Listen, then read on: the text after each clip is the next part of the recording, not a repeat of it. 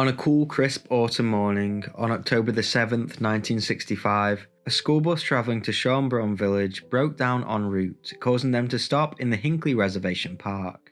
Here, 3 school children decided to break free from the group and enter Wildcat Cave, a cave young Morris Baetzold had known about before the trip. Unfortunately, after making a wrong turn, Morris would find himself trapped headfirst in a narrow section of the cave. Rescue arrived quickly, but all attempts would fail, which sparked a race against time to rescue the young schoolboy. But would they be successful? Let's talk about it. This is the Wildcat Cave disaster, the fate of Morris Baetzold.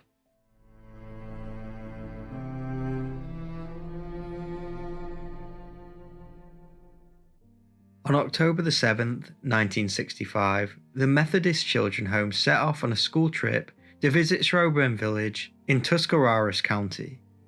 Schoenbrunn village is a cultural landmark in Ohio and is known for being the state's first Christian settlement, which was founded in 1772. The trip consisted of 3 teachers and 16 youths, who were all equally excited to get out of the children's home and do something fun. In the Methodist Children's Home lived Morris Baetzold and his older brother Donald. It was a home for emotionally disturbed children, and they had been placed there the year before by the county welfare department. The two had lived in children's homes most of their lives after their parents' divorce in 1955. His father was a disabled boilermaker and was deemed unfit to look after the two, but they still had some form of relationship, albeit strained and at a distance. Due to the two growing up in various foster homes together, they formed a close bond, and Morris looked up to Donald as a father figure and role model. Whilst they were on their way to the village, the bus blew a tyre, causing them to stop on a road just outside Wildcat Cave. The group knew of Wildcat Cave. Morris had heard of it and wanted to explore. Once the bus had stopped, the group seized their opportunity to go and find the cave and made their way up to the rocky cliffs. One boy found it and said, "This way, I found it." Wildcat Cave is found in the Hinkley Reservation Park in Ohio. The area is an outdoor recreation site and is home to stunning natural attractions and scenery. Perhaps the most famous is Hinkley Lake, a 90-acre man-made reservoir. The lake is surrounded by scenic wooded areas and is popular for fishing, boating, and picnicking. There are also several hiking trails that wind around the lake, offering beautiful views of the water and the surrounding landscape. The reservation also features several other attractions, one of these being Whip's Ledges, a set of towering sandstone cliffs and unique rock formations. The sandstone cliffs rise dramatically from the surrounding forested landscapes, and are a well-known hotspot for hikers and rock climbers. In the Whip's Ledges sits the Wildcat Cave, a natural cave formation in the sandstone cliffs, which has a history dating back to the 19th century, where it was used as a hiding place for escaped slaves who were fleeing to Canada. The cave was familiar to most people who lived near it, and many children would dare their friends to enter, but this probably wasn't a good idea. The entrance to the cave was 15 feet wide and 4 feet tall. Once entering, there was an 80-foot narrow passage that led into a large chamber. This was tight and obviously pitch black.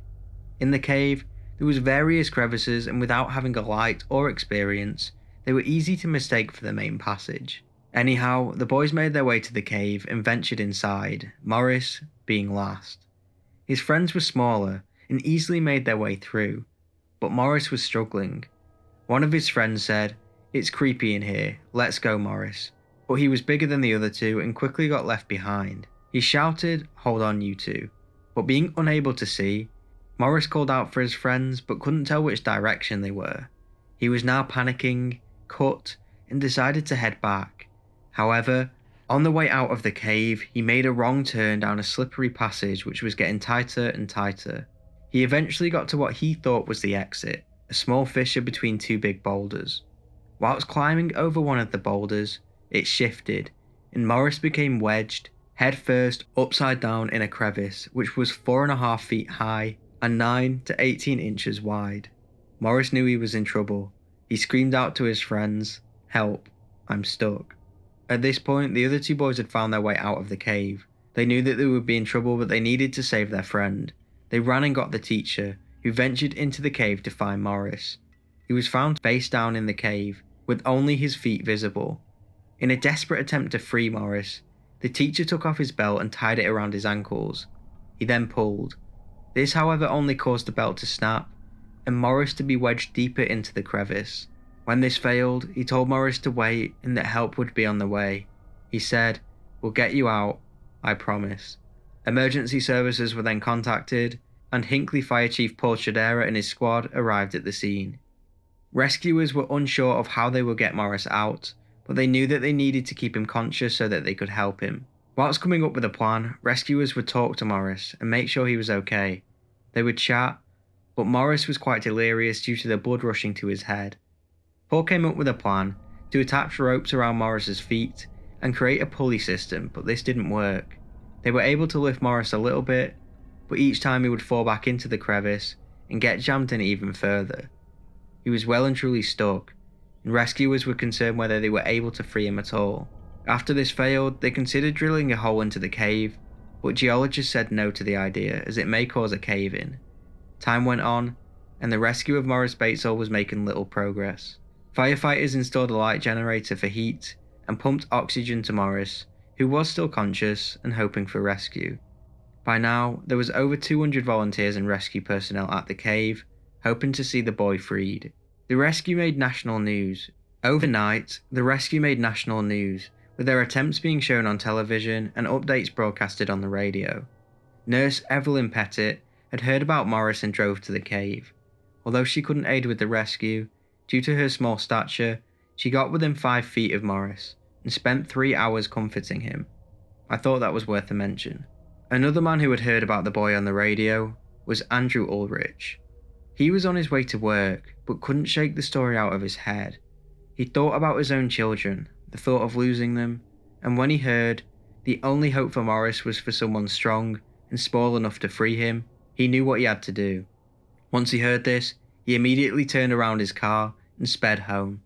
He asked his 2 sons Michael and Jerry if they would help Morris, and they said they would without hesitation, and the trio drove to Wildcat Cave.